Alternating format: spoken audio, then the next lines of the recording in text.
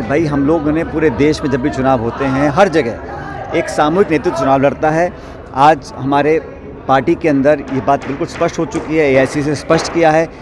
आप सभी जानते हो कल हम सबके नेता प्रियंका जी की एक आम सभा है, चुनाव घोषित हो चुके हैं और आचार संहिता लगने के बाद पहली मीटिंग प्रियंका जी की है और सिकराय में दौसा में वो आ रही हैं। एक बहुत ही विशाल जनसभा होने जा रही है और इस पूरे क्षेत्र में, पूरे ज़िले और संभाग में सब जगह कांग्रेस कार्यकर्ताओं में एक बहुत बड़ा उत्साह है उनके आने को लेकर। अभी अमृता जी हमारी सेक्रेटरी हैं एआईसीसी की, मुरारी जी, ममता जी, हम सब यहाँ पर लोगों से बात कर रहे हैं। कल की मीटिंग मैं समझता हूँ एक बहुत विशाल जनसभा होने जा रही है और जो संदेश प्रियंका जी का होगा उसको सुनने के लिए सभी कार्यकर्ता और आमजन यहाँ उतारू है। इस क्षेत्र में हमेशा ही बड़ी मीटिंग होती आई हैं। मुझे अच्छी तरह याद है, आज से करीब 2-2.5 दशक पहले सोनिया गांधी जी की हुई, राहुल गांधी जी यहाँ कई मरतबा आए हैं, अब प्रियंका जी यहाँ पे आ रही हैं। तो सब कार्यकर्ताओं में उत्साह है, सब मिलजुल कर इस सभा को बहुत कामयाब बनाएंगे।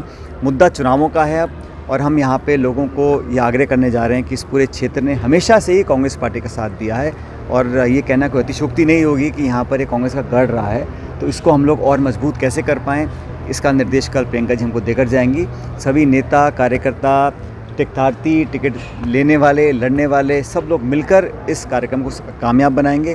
लेकिन भारतीय जनता पार्टी की जो हाल में जो खबरें सामने आई हैं उसको देखकर मुझे ऐसा लगता है कि ना तो सदन के अंदर, ना सदन के बाहर, ना जयपुर, ना दिल्ली में बीजेपी को प्रभाव छोड़ पाई है। ईआरसीपी के मुद्दे को लेकर हम लोगों ने जो बातें अपनी 12 में कही थी उसका जवाब हमें मिला नहीं है। हमने कहा था कि जो योजना वसुंधरा जी की सरकार में इसकी कल्पना करी गई उसको धरातल पर हम उतार रहे हैं, लेकिन मोदी जी ने खुद अजमेर में आकर अपने मुंह से कहा था कि ईआरसीपी को राष्ट्रीय परियोजना हम घोषित करेंगे।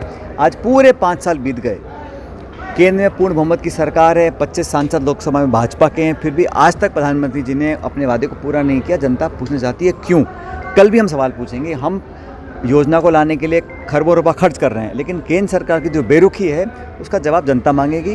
बहरहाल अब चुनाव आ गए हैं तो जनता को निर्णय करना है कि कौन जनहित कल्याणकारी योजनाओं को हम लोग बना रहे हैं। हमारी सरकार ने बहुत अच्छी योजनाएं बनाई हैं, उसको हम धरातल पर कारगर भी होते हुए देख रहे हैं। लोगों के प्रति एक मैं समझता हूँ लोग समझ गए हैं अब कांग्रेस ही एक बेहतर विकल्प है और राजस्थान हो, छत्तीसगढ़ हो, मध्य प्रदेश हो, तेलंगाना हो, सब स्टेट्स में कांग्रेस पार्टी की भारी विजय होने वाली है।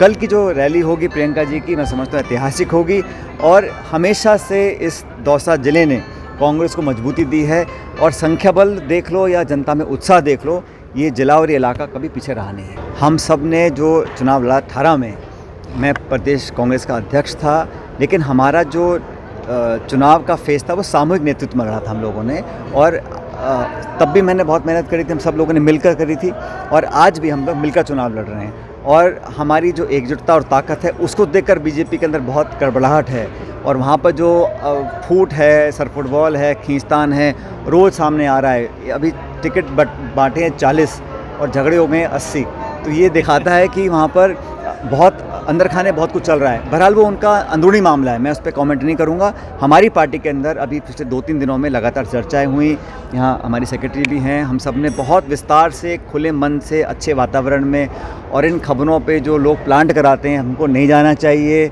हम सब ने मिलकर जो पार्टी हित में था उस निर्णय को लेने की कोशिश करी है। बहुत जल्द हमारी घोषणा हो जाएंगी किस पे सीट पे कौन चुनाव लड़ेगा, लेकिन बीजेपी के अंदर जो ये असुरक्षा जहन में है वो स्वाभाविक है, मैं समझ सकता हूँ, क्योंकि हम लोग बड़े अच्छे तरीके से अपना मैनिफेस्टो बना रहे हैं। बहुत जल्द उसकी घोषणा भी हम लोग करेंगे और अगले 5 साल का जो रोड मैप है वो हम तैयार कर रहे हैं। लेकिन राजस्थान के अंदर सरकार दोबारा बनेगी कांग्रेस पार्टी की, इस बात को लेकर मैं बहुत आश्वस्त हूँ और मुझे पूरा भरोसा जनता के ऊपर है। भाई हम लोगों ने पूरे देश में जब भी चुनाव होते हैं हर जगह एक सामूहिक नेतृत्व चुनाव लड़ता है। आज हमारे पार्टी के अंदर ये बात बिल्कुल स्पष्ट हो चुकी है, एआईसी से स्पष्ट किया है कि मिलकर चुनाव लड़ेंगे और हर बार जो परिपाटी इतिहास में रही है, हर प्रदेश में चुनाव लड़ने के बाद विधायक जो जीत कर आते हैं वो निर्णय करते हैं और पार्टी का जो लीडरशिप होती है, हाईकमान होता है, वो निर्णय करता है कि कौन विधायक दल का नेता बनेगा। ठीक यही 2018 में हुआ था और वही दोबारा 23 में, ना सिर्फ इस प्रदेश में हर प्रदेश में यही किया जाएगा। मैंने देखा नहीं प्रेस कॉन्फ्रेंस क्या हुई, लेकिन कौन किस पद पर बैठता है, कब तक बैठता है या नहीं बैठता, इसका निर्णय हमारी पार्टी में पार्टी का लीडरशिप करती है।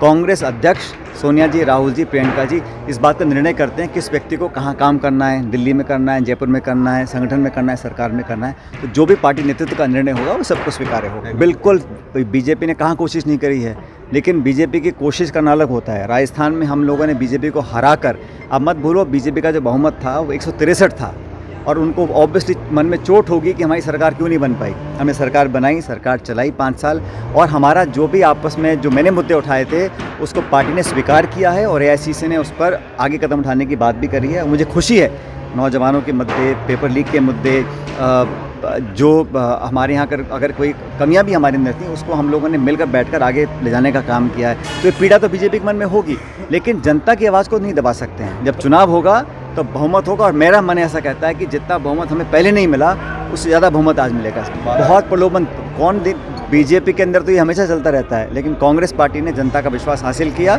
एक बार दोबारा हम लोग हासिल करेंगे। आपने आज सुना नहीं मुख्यमंत्री ने क्या बोला? हमारे अंदर जो प्यार मोहब्बत है वो एक मिसाल बन चुकी है, और उस प्यार मोहब्बत से देखकर विरोधी बहुत घबराए हुए हैं, डरे हुए हैं, और पत्रकार चिंतित हैं कि अब खबरें कहाँ से बनाएंगे हम लोग। तो इसलिए कुछ अनुभव भी है हम लोगों का काम करने का आपस में साथ साथ। और सुनो, जहाँ तक टिकटों की बात है, जो भी घटनाक्रम पिछले वर्ष हुआ, कुछ लोगों पे पार्टी अनुशासन के आरोप भी लगे थे, उस पर कार्रवाई हुई।